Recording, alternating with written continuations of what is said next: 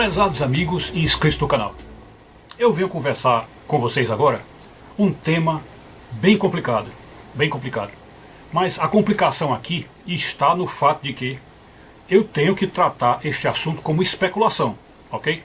É uma especulação. Eu estou chamando de especulação plausível porque há muitos sinais que levam a se pensar assim, ok? Mas quero dizer que de fato eu não tenho provas, não tenho as fontes, não sei dizer quais são as fontes que vão falar aí, mas acho que dentro da internet, hoje em dia, é muito provável que as provas estejam lá.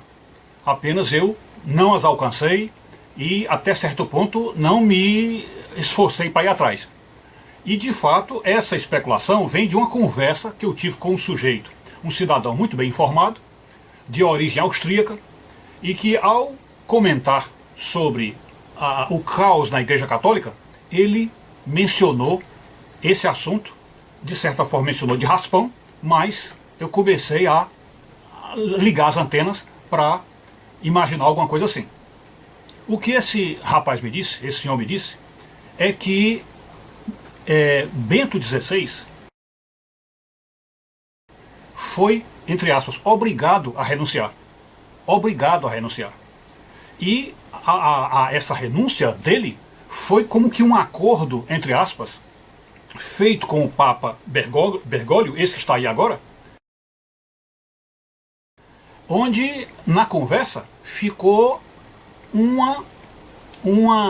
vamos dizer assim, um fato claro, que é uma ameaça, até certo ponto clara, até certo ponto velada, uma ameaça contra Bento XVI da pior espécie.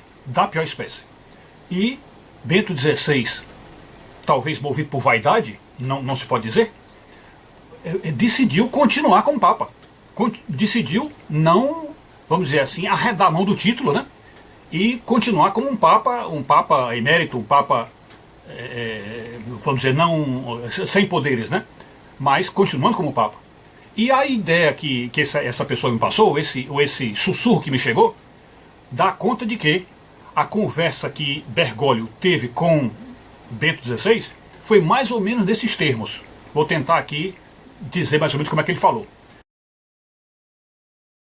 Que o comunismo mundial, percebendo que a maneira de tomar conta de tudo e elevar o comunismo a todos os rincões da Terra e a todos os domínios e fazer o comunismo tomar conta de tudo, o ideal seria que o chefe da Igreja Católica fosse um comunista de carteirinha, um comunista de alma lavada, vamos dizer, de sangue, aquele comunista mesmo da gema, tá certo? Que é comunista até debaixo d'água. Então era necessário que o chefe da Igreja Católica fosse isso. E como fazer isso? Vamos dizer, já que havia um pontífice, que era o Bento XVI, e o Bento XVI até certo ponto era meio linha dura contra muitas posições do comunismo, né? Muitas posições, e defensor da escola da fé, da Congregação para a Doutrina da Fé, não é isso? Inclusive naquela ocasião lá de Leonardo Boff, peitou o Boff, né? Então tinha esse problema aí. Então Bento XVI era um obstáculo para o comunismo tomar conta de tudo. E aí, antes de Bergoglio ter a conversa com Bento XVI, o comunismo teria ido a Bergoglio, antes mesmo dele ser Papa, e dizer: olha, nós vamos colocar você lá no trono de Pedro. Nós vamos colocar você no trono de Pedro. Mas você tem que garantir que o outro Papa seja expulso, seja posto para fora. E se ele não quiser, na conversa inicial com você, você faz aquilo que nós do comunismo costumamos fazer. E o que o comunismo faz quando ele quer acabar com a pessoa? Na chamada guerra de reputação, o que ele faz? Ele chega e conta um pecado escabroso da pessoa, um pecado terrível, né? E com isso denigre a imagem da pessoa, e a pessoa então começa a perder terreno, né? Como tentaram fazer isso, vocês viram aí, no Donald Trump, né? Falando de um caso que ele teve com uma prostituta não sei aonde, né? E inventam esse tipo de coisa, vamos dizer, a 3x4, né? Aí de Bolsonaro tentaram inventar alguma coisa aí para trás, até teve uma ocasião que as ex-mulheres dele tiveram que falar, tiveram que vir a público falar, porque estavam inventando coisas sobre ele, né? Agora provavelmente podem estar inventando alguma coisa do filho dele, né? Então isso tudo é coisa de comunismo. Comunismo, ele entra desta forma, já que eles são imorais e não acreditam em moral nenhuma, sempre para eles é o relativismo moral que importa, então eles esculhambar uma pessoa, isso é facílimo. E como para eles não existe mais família, não querem saber de família, a família para eles não existe, então eles podem jogar esse tipo de acusação ou de calúnia contra membros da própria família deles. Eles não têm o menor constrangimento disso, sobre essas coisas. Porque quem não crê em Deus também não crê em família. E quem não crê na família não crê mais em nada. Então eles são realmente um perigo para a sociedade. Eles são como que demônios subidos do inferno para estar habitando entre nós aqui. Então o que aconteceu? O comunismo foi a Bergoglio. E o Bergoglio, então, depois de conversar com eles, esses agentes do comunismo, chegou lá em Bento XVI e disse, olha, quem terá que ser o Papa serei eu. Isso antes do conclave, né? Antes. Olha, quem terá que ser o Papa serei eu. Né? E aí, Bento XVI pode ter tido um impacto, disse, não, mas não é possível isso. Eu já sou o Papa consagrado e não há como me tirar daqui. Aí ele disse, nós vamos fazer um novo conclave e você irá renunciar. Aí ele disse, eu jamais renunciarei, o Bento XVI, jamais renunciarei. Aí ele disse, pois então nós vamos botar a boca no trombone e o povo vai saber de casos anteriores do senhor, não apenas de acobertamento de pedófilos, como do senhor mesmo envolvido com pedofilia. O senhor mesmo envolvido com pedofilia.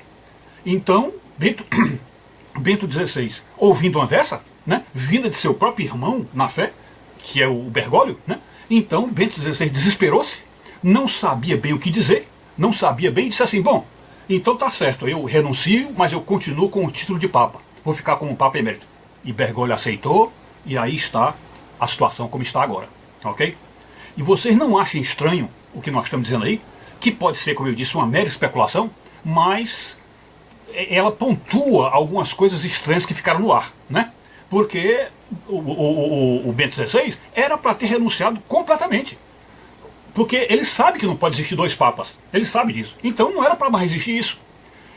Mas se o outro veio com uma ameaça dessa, o Bento XVI deve ter se sentido perdido dentro do próprio Vaticano, porque o Vaticano é cheio de homossexuais, é cheio de pedófilos, há coberta pedófilos no mundo todo, como muita gente diz, aquilo ali é um antro, né? Então o Bento XVI ficou completamente sem perna, porque não tinha como responder, não tinha como ter resposta, não tinha como se defender, né? E aí a solução que encontraram foi esta. Uma solução ridícula, tosca e que vai contra o próprio direito canônico, porque não pode existir dois papas. E esse papa que está aí, o Francisco, é um canalha, porque ele sabe que é um usurpador. Quer dizer, ele não está fazendo uma coisa inconsciente, ele sabe que é um usurpador. Está tomando o lugar de São Pedro, do sucessor de São Pedro. Apesar de que o outro tinha talvez algum pecado muito grave que quis esconder aí, né? Mas o fato é que é um usurpador.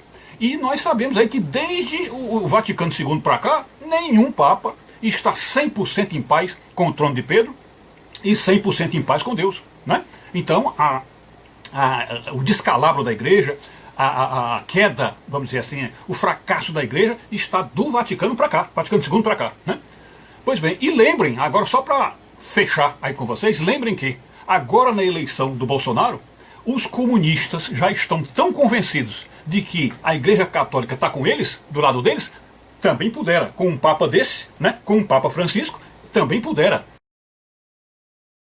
Eles acham que realmente a Igreja Católica é toda deles. A CNBB é deles, os bispos são deles, os padres são deles, as paróquias. Então, né, não tem o que fazer. O MST está liderado por aquele Stedley, e esse Stedley também já foi abençoado pelo Papa. Né? Enfim, o catolicismo está todo com o comunismo. Então por isso é que você viu agora na eleição de Bolsonaro os comunistas dizerem que temos que lutar contra a igreja evangélica. Temos que lutar contra os evangélicos. Porque segundo eles foram os evangélicos que elegeram o Bolsonaro. Ok?